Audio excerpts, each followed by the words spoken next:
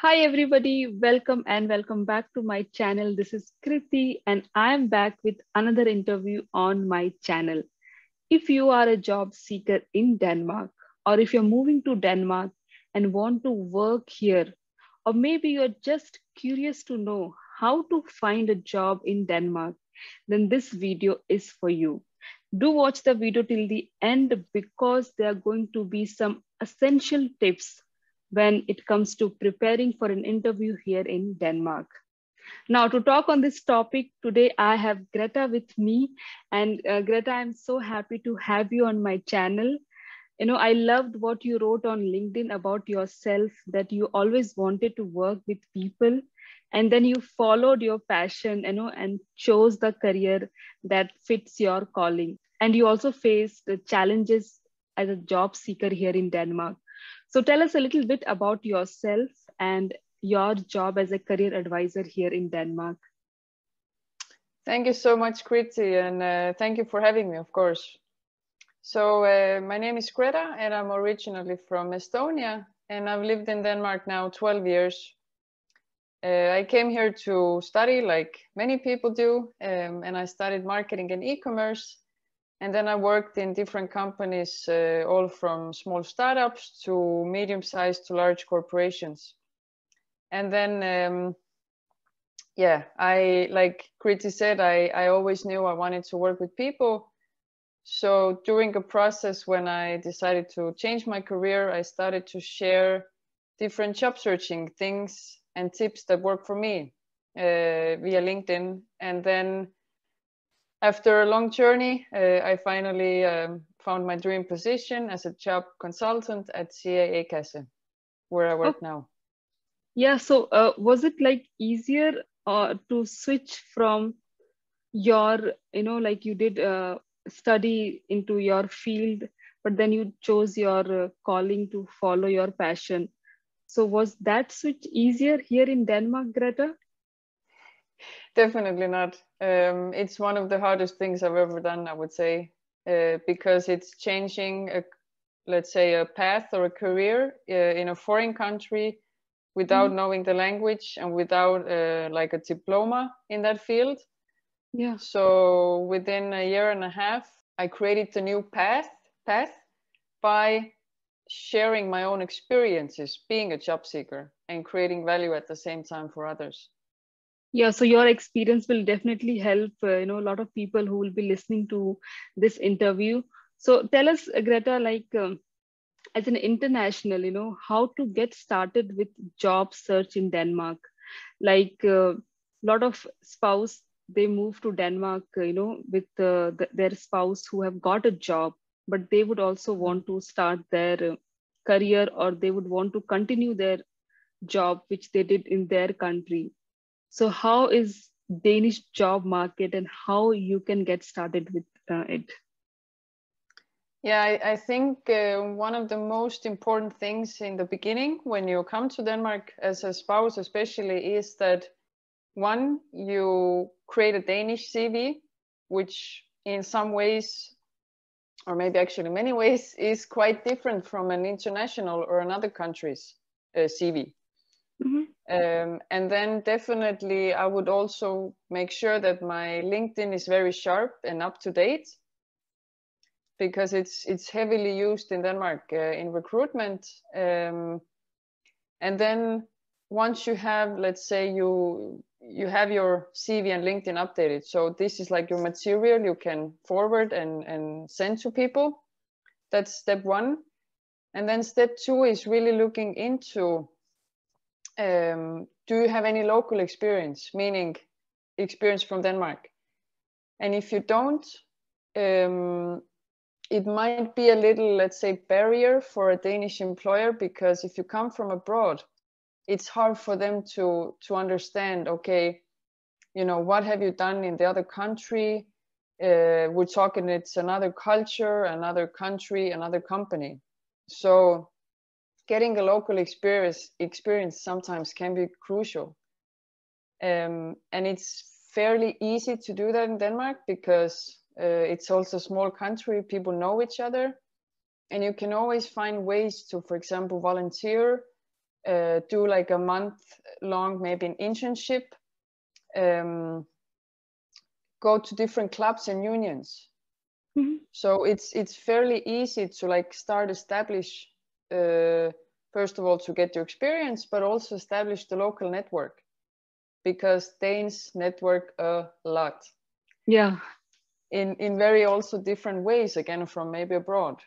So having like coffee meetings with people, which literally means, let's say you find someone in LinkedIn who you think is interesting. Maybe they work in your dream company, which could be Lego, let's say. Yeah. And then you can literally write to that person in LinkedIn and ask them out for coffee to get to know how they got started in Lego and what their job is about, for example. But how often, sorry to cut you, yeah. but how often do you think that when you reached out to someone on LinkedIn, do you get a reply? Is it? Yes. Yeah. And I'm just laughing because I was just about to say, yes, it's very common in Denmark. I held myself over 100+ coffee meetings with people who I did not know.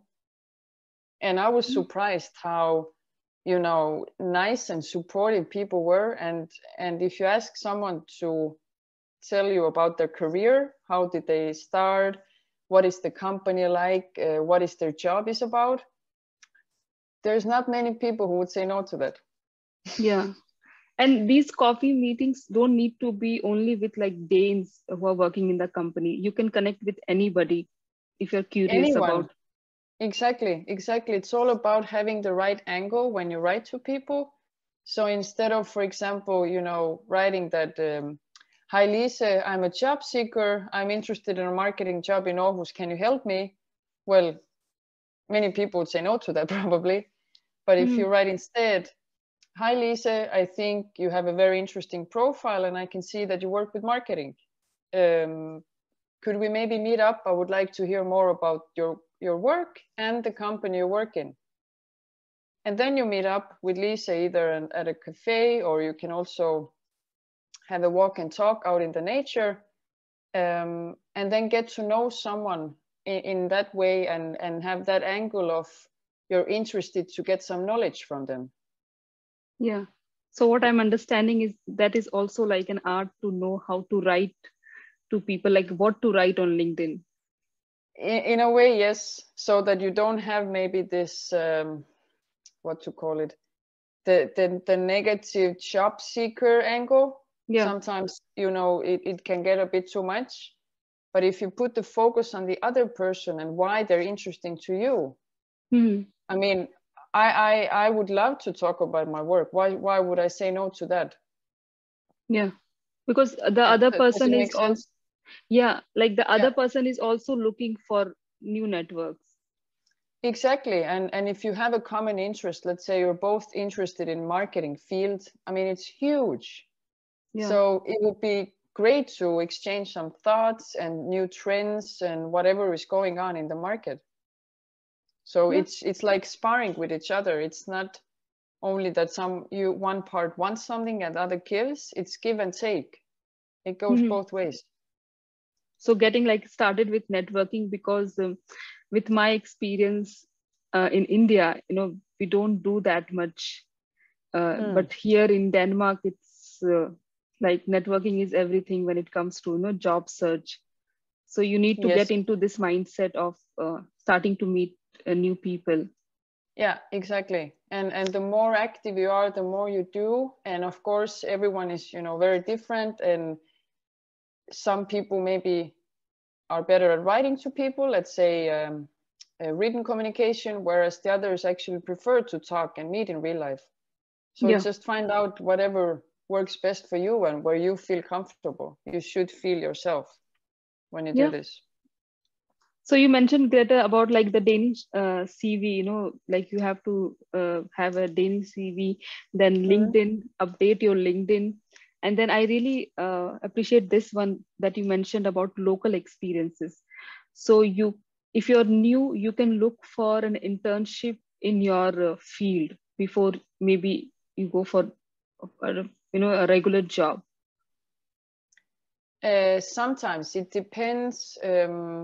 I'm not an expert in different different fields. laws when you come from, let's say, outside of EU, because there's so many different regulations in Denmark.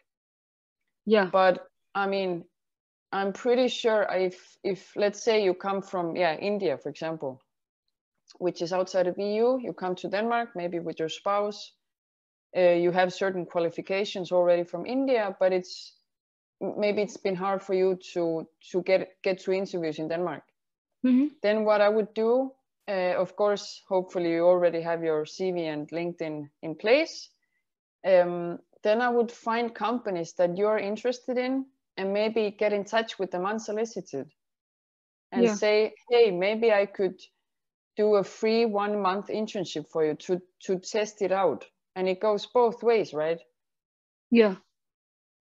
So it would be fairly easy for a company, and if they're interested to, if they're open-minded and they actually need new people, why wouldn't they give you a chance? Because it's fairly, let's say, easy and fast, and also cheap way for the company, but it's also good learning for the person to see, is there a good match here?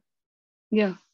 To test it out without huge maybe consequences of, saying yes to a long-term job. Maybe that's not a match actually. Yeah. No, I understand. Like, you can connect with the company and, discuss different possibility that can work for you. Exactly. Yeah.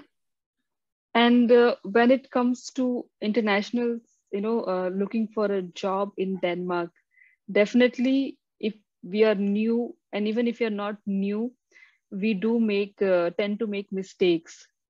So do you have like a list of mistakes that internationals make, and if you have any, like how we can avoid those mistakes?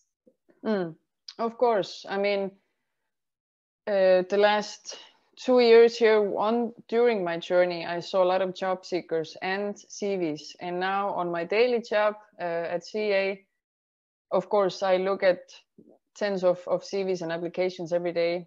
When I think about a CV, for example, what often stands out to me is that maybe everyone doesn't have a CV on their photo, which is considered discrimination in some countries, but in Denmark it's very common. So make sure to have a decent, somewhat professional looking CV, so it's not like a selfie from a party or with pina colada or something. And nowadays, I mean, iPhone takes decent photos as well, so you can actually do it at home. Another thing regarding CVs, when you, let's say, list your education, your experience, your IT skills, your language skills, don't assume that everyone knows all the different abbreviations you might use. And I've actually seen it a lot. Before we recorded, you mentioned about Indians, and something I've noticed myself with people from different Asian countries, not to generalize, but it's just something I remembered.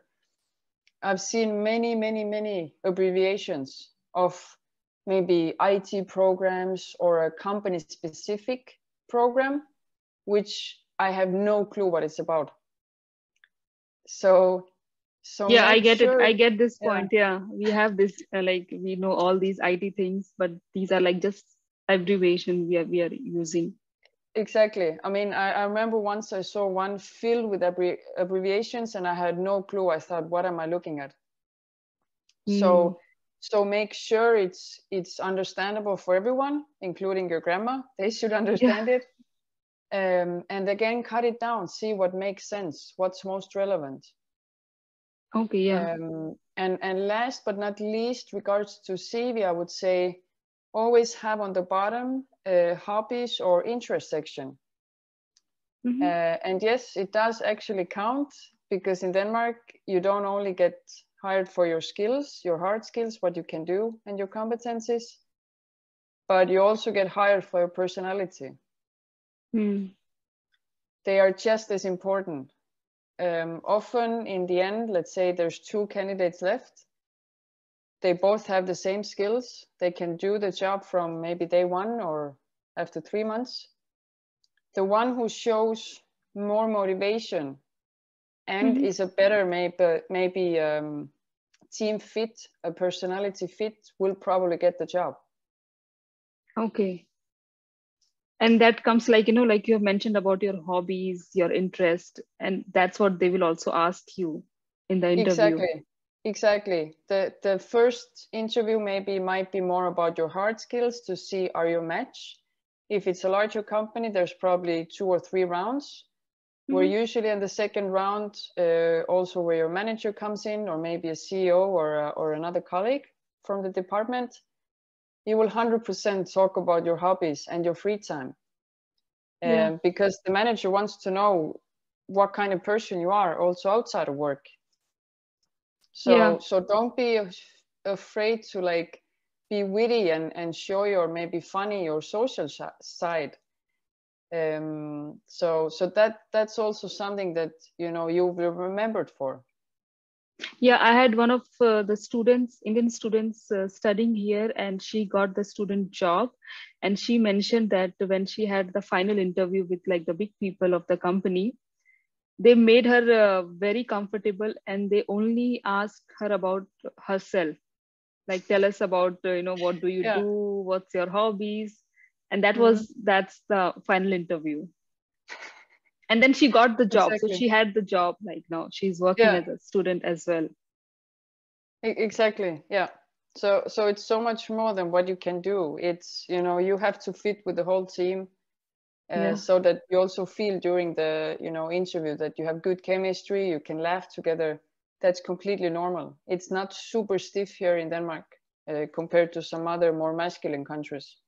Yeah, like here, that's why we have work-life balance, or we have Friday bar, so that you can also get together with the team.